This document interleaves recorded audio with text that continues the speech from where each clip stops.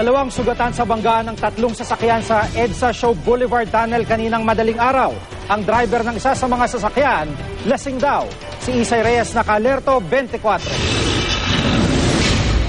Pasado alauna ng madaling araw nang bumigat ang trapiko sa EDSA Shaw Boulevard. Ang dahilan, ang karambola ng isang truck at dalawang pribadong sasakyan. Sugatan ng driver ng puting SUV na itinuturong naging sanhi ng karambola. Nagtamo naman ng kaunting galos sa kamay at braso ang driver ng kotse na unang nabangga nito.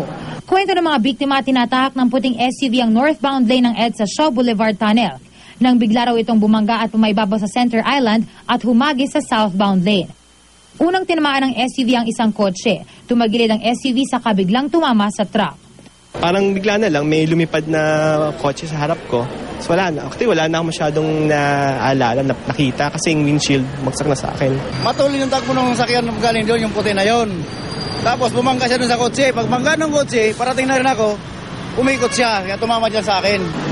Agad isinugod sa ospital ang lalaki.